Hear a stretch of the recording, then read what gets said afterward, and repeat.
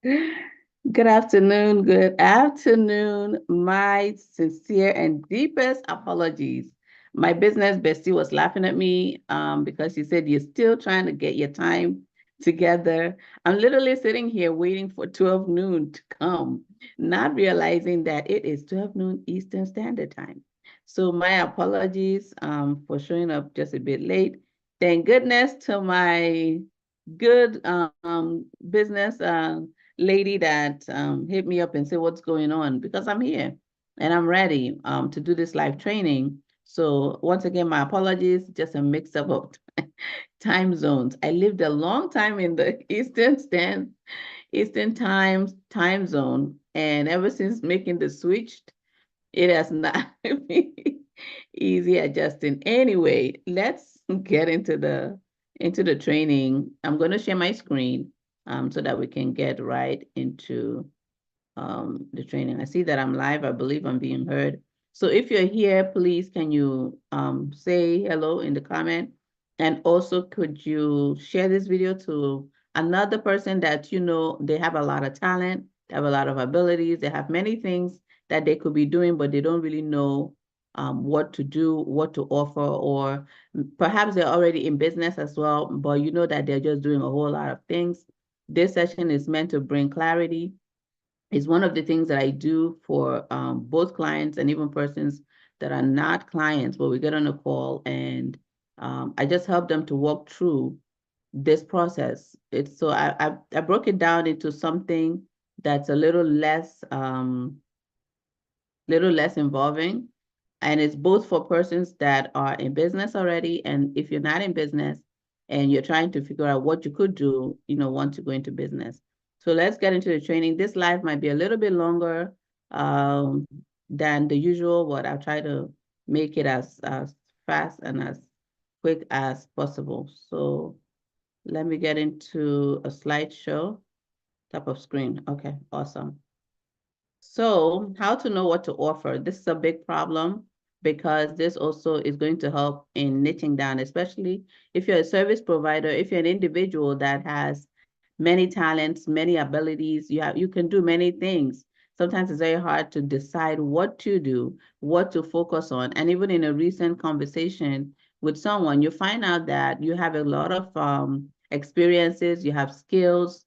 So when you're trying to think about how to really give back even to the world and how to allow God to use you, it might be difficult to really, know where do you start and what to even focus on. So this training is meant to help in answering that question, in answering the question, how to know what to offer. Okay. So excuse the background if you hear some background noise.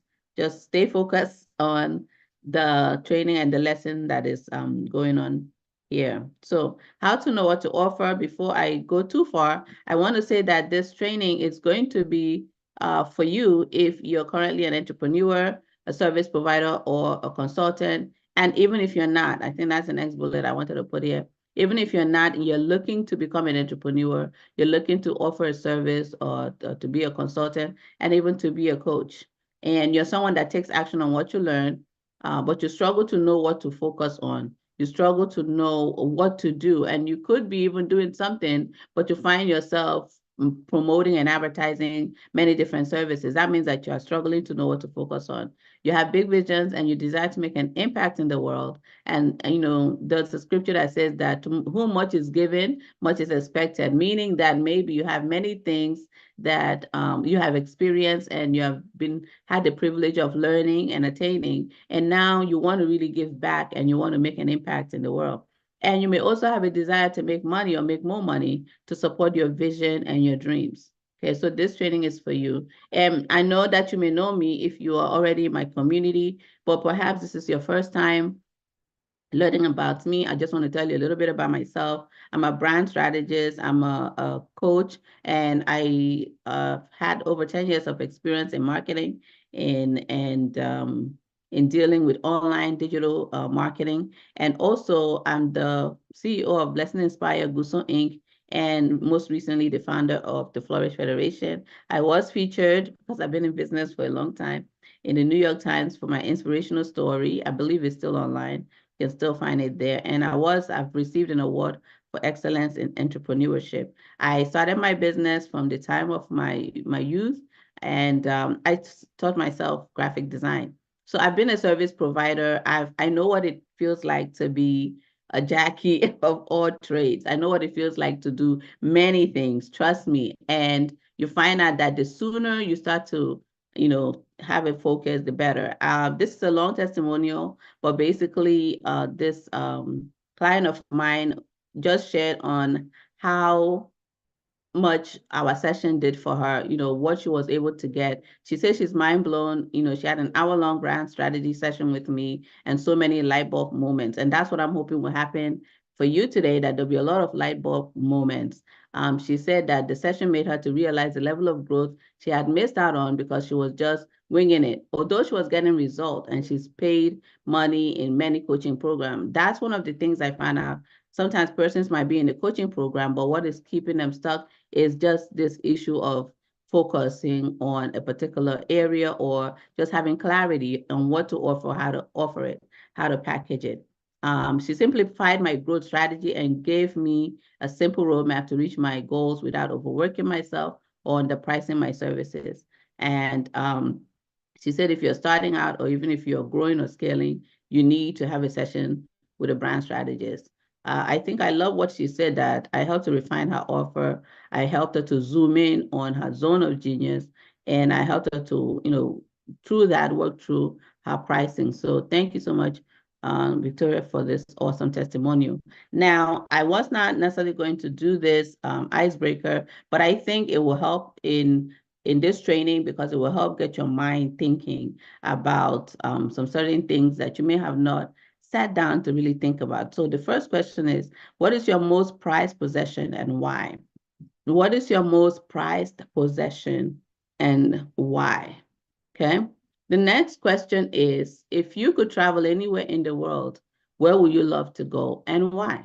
If you could travel anywhere in the world, where would you love to go and why? Okay. The next question, I believe, is the last. If you could have an unlimited supply of one thing for the rest of your life, what would you choose? If you could have an unlimited supply of one thing for the rest of your life, what would you choose? Okay. Oh, there's one more question. You wonder, are you not the one that made the slide? I made the slide.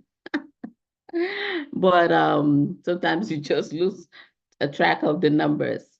If you could change anything in the world, what would it be and why? If you could change anything in the world, what would it be and why would you make that change? Okay. So let's get into the training. It's actually a 4-step process that I use to help people to get into, to kind of have a focus, okay? But especially if you've never started doing anything and you're trying to think about what could I offer, what could I do?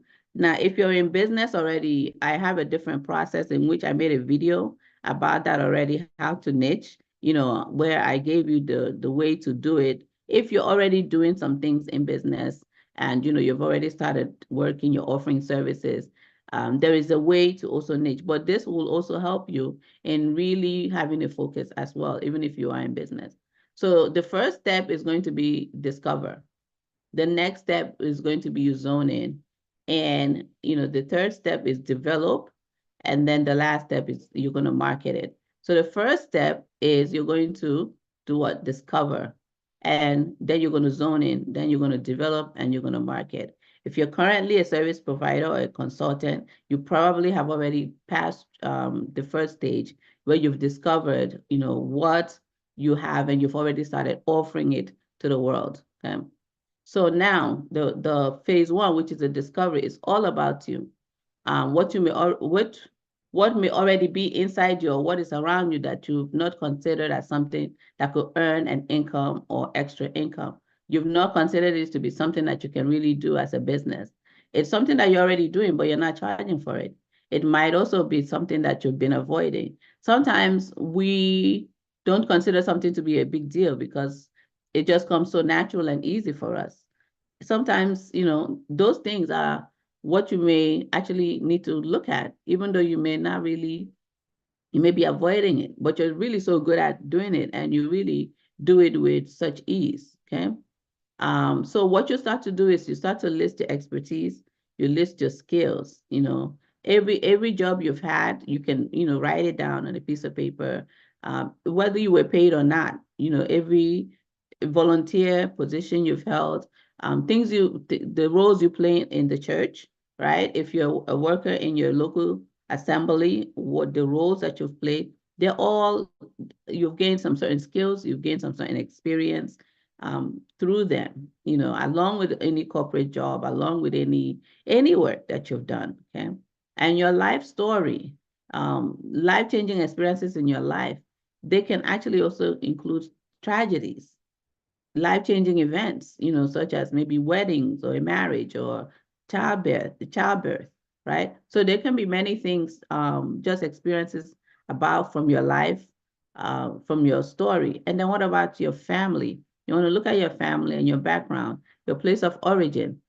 That can play a role in the discovery phase, because you might find out that there's some things here as we go along, you find out that sometimes you can be very passionate based on your background, where you're coming from. Sometimes you can be very passionate based on events that have taken place in your life, and you've gained some certain skill. Sometimes even where you're coming from might have helped you to have some certain skills and abilities, that are natural to you, but are not so easy for other people. So you want to start filling in the blank, and you want to start answering these questions. People are always asking me about, what are people always asking you about? Okay? What are people always asking you for advice on?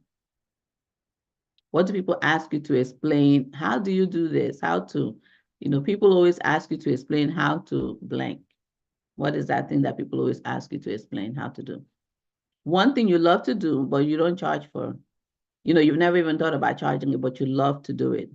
If you love to, let's say, organize, just you like, decorating, you love to get into a place and just decorate. I'm not sure whether this is in Blockenia, so let me take that off. People always love it when I do what? When I cook a certain meal, when I, do a certain thing. What do people always love when you do? Okay. One thing I can talk about anytime, any day, and all day is what? What can you talk about anytime, any day, all day? And I know for a lot of us, kingdom driven, would say Jesus, yes, and that's awesome. That's wonderful. And then along even with biblical, spiritual things, what in particular probably do you like to focus on? It's something that you can talk about every day, all day, even from a biblical perspective.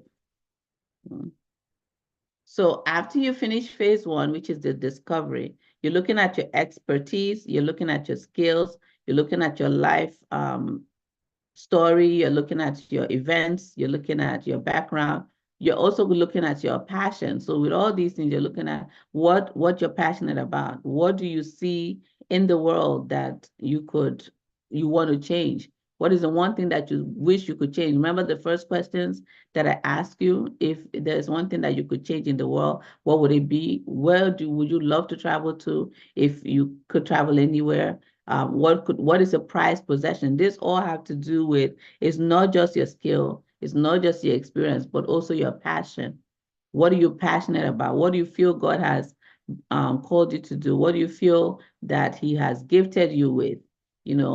Some of these questions help you to be able to really bring those things out to focus.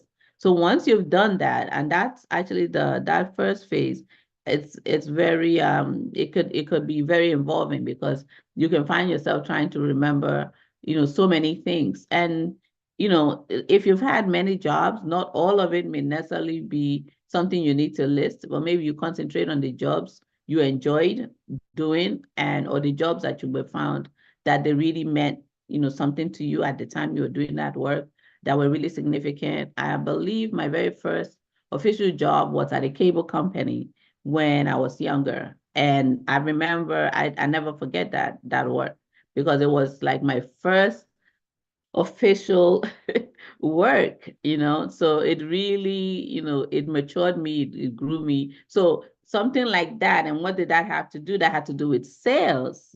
No wonder, business, right? That had to do with sales. That had to do with cold calling people and asking them to sign up to get cable. Right. So something like that, you would then highlight it and put it on in the job in your job list. Okay. So after that, you get to phase 2, which you are now going to zone in on some certain things you should begin to focus on. So out of all the lists you have, zone in and shorten the list to just 3. You're like 3, yes, 3. 3 things. If you want to pull 3 from each category, fine. As in a passion, as expertise, experience. But when you're making this list, you're going to find a common thread. There's going to be a sweet spot where your skill, your passion, and your experience meet. There's going to be something that you're passionate about that you also have skill or experience in. And that's what we're trying to get to.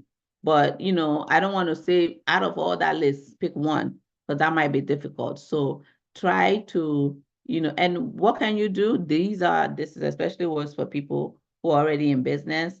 When you list all those things, try the process of elimination. Okay, what can I let go of for now? What is not really, I don't really want to do that. I'm not really passionate. I don't really enjoy it. You just put it on the side. That way you can really, shorten your list and bring it down to 3. Then after having just those 3, we're going to put it under a litmus test to arrive at just 1. So there, those 3 things that you have, there's some tests that we're going to put it through, some questions we have to answer. And if it meets those, answers those questions, then that's the one that we'll stick with. So start with 1, and once established, you can venture into other ideas you may have on your list. So I once had a session with someone who was a coach, and she was also wanting to do podcasts. She was also doing, she was great at copywriting and, a few other things that she was really good at and really wanting to really do. So I had to help her to know that it doesn't mean you will not do these things, but if you had to choose what to focus on and what to leave for later, what would it be? And eventually she was able to have such clarity on, no, this is what I just need to focus on in the now. In this season, that's another way to help yourself come up with zoning in. In this season, what do you really need to be focusing on? What do you need to do? Okay? Because if not, we can get into overwhelm and we quickly begin to be the Jackie or jack of all trades. And we do not want that, because in doing that, you're not going to be a master. Not only are you not going to be a master, it's a very slow way to really make money. Many times we think by being a one-stop shop to everybody, then we'll actually make money. No, what that really does is like you're trying to chase several rabbits at one time. You're not going to catch any, barely. You're not, because by the time you start chasing that one, you see another one, you start chasing, you see another one, you start chasing, and then you're just all over the place. So you're busy, but you're not really busy making progress, right? So the litmus test is your idea must answer the following questions. Does it solve a problem? Does the skill you have, passion, or experience solve a problem? And is it a problem that people are willing to pay to solve? Does it solve a problem? Is it a problem that people are willing to pay to solve? Sometimes that can be great if the item is already in the marketplace. That shows that, yeah, it's actually a problem that people are already paying to solve. So that's great. You just be entering a market that's already, that's there already, which is great. But whatever your skill, your passion, or your experience, it has to be something that solves a problem. It has to be something that provides a transformation. What transformation is it going to provide? Does your idea take people from point A to point B? Is it going to be something that is going to help them from where they are to where they want to be? So point A is a list of problems, and point B is the outcome after purchasing your product or your service. After dealing with you is what you are offering going to help them from point A to point B. Let's say you are someone that provides social media management. When you get involved with that client, is the client social media going to grow? So even in something like social media, I would still advise for you to have a focus and a niche. So let's say you're an audience building, like you focus on building the right audience for those that you help manage their social media. So by the time you finish working with you, or for however long they keep you, your client can know that they will go from not having an audience of, the right clients or ideal clients to having a larger audience of, their ideal clients. So you're taking them from one place to the other. If they started out with 100 followers, you're going to take them from 100 followers to, let's say, 1,000 or whatever the number. But you're not only just filling up their social media platforms with followers, you're filling it up with their ideal persons, right? So does it solve a problem? Does it provide a transformation? And do enough people want it? Do enough people want what you have to offer, so that you will have the numbers to make up in sales to meet your desired income goal? If you're wanting it to be a business, and even if you're not wanting it to be a business, but you want it to be patronized, do enough people want what's your skill, passion, or experience that you're in? If you've had experience, let's say, as a single mom, and you can ask yourself, does it solve a problem? If, let's say, you decide to provide single moms with support and services, does it solve a problem? Yes. Is it going to provide a transformation? Yes. And are there enough people that want it? There are a lot of single moms, right, that can use a service that helps them to really navigate that season in life, and to really be the best, and maximize all that is available. So do enough people want it? Yes. Okay. And then, will you enjoy doing it? Remember the question that said, what could you talk about any day, anytime, all day? Will you enjoy doing it? There's nothing like doing what you don't enjoy. I'm trying to remember to a time or a place when I might have had a work that I truly did not enjoy. Is this something your heart loves? If not, you're gonna get tired soon enough. Is providing this service going to be easy for you? Is it something that comes natural? So if you want to, the example that comes to my mind is singing. Singing may not come natural. It may not even be something that you really love to do, or maybe you want to provide a music service and you don't like music like that, and you really prefer quiet. Then that means this experience or this skill is not gonna, even if it is your passion, it's not something that you really enjoy doing, then it's not going to work. It has to be something you enjoy doing. There are some people that really, they don't hate children, they love children, but they really can't be around children for so long and all, so for that kind of a person, opening, let's say, a daycare service is not going to work, because that's not what you enjoy doing, you know. So you want to look for something that you enjoy doing. If you don't enjoy cooking, then you cannot offer a cooking, let's say, class or type of set, because that's not what you enjoy doing. So let it be something that your heart loves. And the last but not least is it something that you can scale?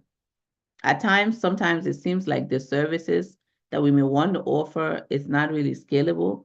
For an example, if you're a virtual assistant, you might be wondering, how then do I have, I can't be a virtual assistant to 100 people.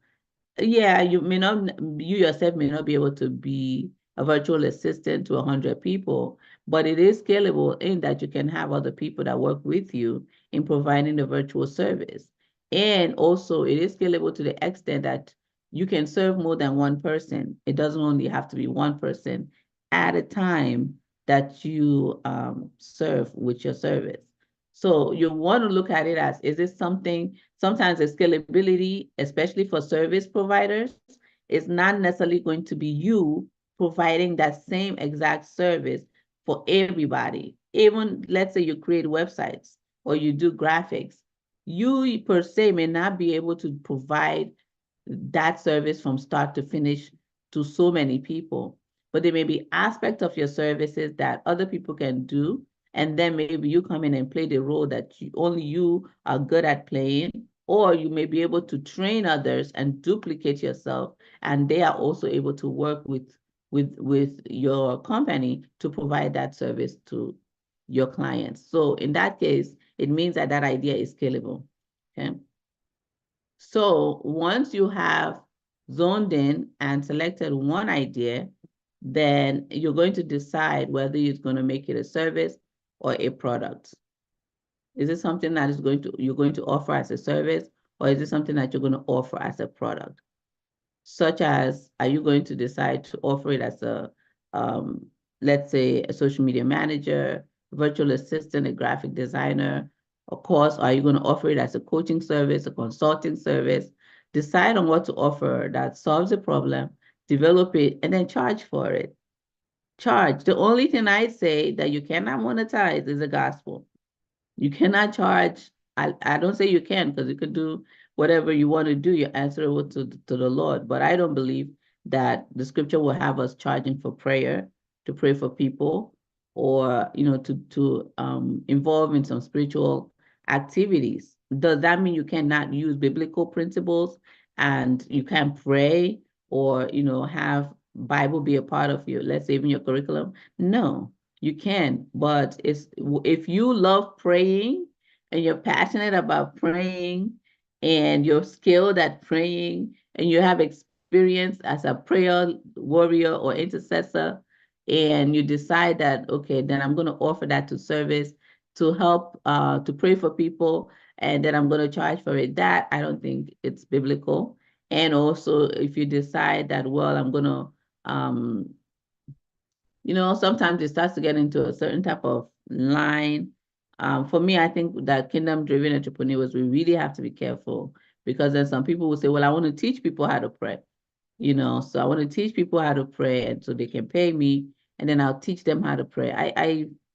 Those type of things are really, you're getting into an area that I don't believe the Lord will have us do. So the way I answer the question is, what I'm about, what I want to offer, is this something that I would teach a brother or a sister how to do, without, in other words, would that be expected of me to share the gospel, share the good news, to pray with my sister, to even help them with their prayer life?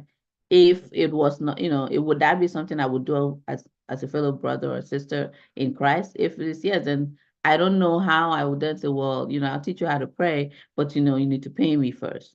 I'm not saying that people that do ministry cannot receive offerings or cannot be rewarded, but there's a difference. And I also made a video about that. Ministry is your business, your ministry. It's on my channel, so you can also check that video out, where I really go into more details in helping to navigate that. Okay. So continuing with that, phase 3, which is developing your offer, I want to make it known that everyone is not your customer. So in developing your offer, you also want to look at who are the people that you're going to market and sell this your service or product to. Everyone does not need what you have to offer. Neither is everyone your best fit client. And I always say that the people that not only have the ability to pay, but are ready and willing to implement, to do the work, that's your best client. They are ready to, pay for the service, and they're also ready to do the work to get the result. That's your best client. But who is this person? Are they men, women, or both? Are they parents? Are they married, singles? Are they older, younger? Are they a person of faith, or it doesn't matter? Like, are they a Christian? Are they a professional, stay-at-home mom? What's their lifestyle? You need to really find out about this person that you are wanting to offer your service or your product to. Okay. Then after that is to spread the word, market it, let people know, let people on your contacts know, let people on social media know, tell family, friends to tell other people, let people know. One of the greatest advantage that we have on social media is that we are able to use social media to really spread the message. We can spread the word. I've been trying to figure out how to see comments that come in while I'm live, and I've not been able to do that yet. So if you are saying anything in the comments and you don't see me responding, that could be the reason. Okay. If you're having a question and you've posted it and I'm not responding, please forgive me, and maybe you send it on email or you connect with me on social media and send it that way so that I'll be able to answer. I'm trying to see whether there's a way to know that. But that's really the end of this training. That's once you do that, you are good. Oh, actually, I have 2 more slides. But basically what you need to do once you have that is you have this product or service, you write a brief description, and you set up a way to get paid. There are so many ways to get paid now. PayPal is not the only option. You can set up Stripe, you can set up, Cash App, you can set up many ways to get paid. I recommend, registering an account and having a system, a platform that can easily collect payments for you, help you to send out your invoice. And then you need a strategy on how to market and grow your business, and a way to provide your service. So if it's virtual, if it's online, then you're going to need platforms like Zoom, et cetera, or some other platforms. And this is not any paid endorsement. I'm just mentioning some of the tools that you might need and you might use. Okay. So that's basically it. That's how you really begin to know, what do I start to offer when, by the grace of God, you've been blessed with a lot of skills, abilities, experience, and you're really passionate about several things. You want to look at it in that way and say, what could I offer? And then, sometimes I say this one before I go, because I know this live, it's been a little bit longer. Sometimes we are tempted to feel like being kingdom driven, we should just do it and it should just be something we just do. Well, you know what? As long as it's not against the Bible and what you do can earn you an income and a living, why not earn that income and that living and use it and bless ministries, use it and bless men and women of God? Why not use it as a way to be empowered, financially? So you do not have to do it and say, I'm not going to charge, it's going to be at just something. No, you can actually do it as a serious business that earns your income, that helps you to support your goals, your vision, or helps to support other people's, other ministries and men and women of God that already out there in the field. So I hope this training has been helpful and useful. I am a business brand strategist, and I do work with service providers and consultants in helping you to attract higher paid clients and just have clarity. And if you need that, then we can get on a call, and which I can help to really break it down for your specific, where you're specifically at, whether you've started a business already or perhaps you're thinking about starting one, but especially also if you're starting a business, if you've started already and you're a service provider, because I know, having been there, many of us service providers are doing so many things. And the way to really grow and scale is to focus and to niche. So I'll be back next Tuesday, perhaps maybe with another training, but I'll definitely be talking about something that will help you in having more clarity, something that will help you in attracting those that are your ideal clients, and something that will help you in selling to those people your services. All right. God bless. If you've not subscribed to my channel, go ahead and do that right now. And please help me to share this to someone else that could use this training. God bless you. See you next